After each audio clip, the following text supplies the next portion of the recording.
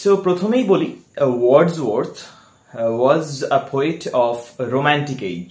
ওকে, so যেরকম আমাদের বাংলায় অনেক এজ হয় সেরকম ইংরেজিতে অনেকগুলো এজ হয়, Victorian age, romantic age and so on. ঠিক আছে, সো রোম্যান্টিক এজ মিনস যেটা আমরা বুঝি সেই রোম্যান্টিক নয়। Romantic age means the main feature of the romantic age is nature.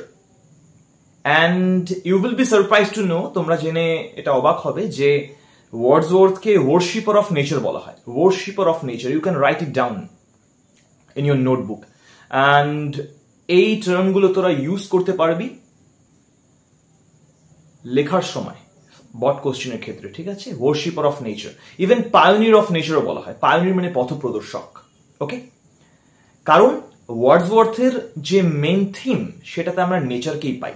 Nature reflect করে যে কোনো লেখা, যে কোনো তার কম্পোজিশন।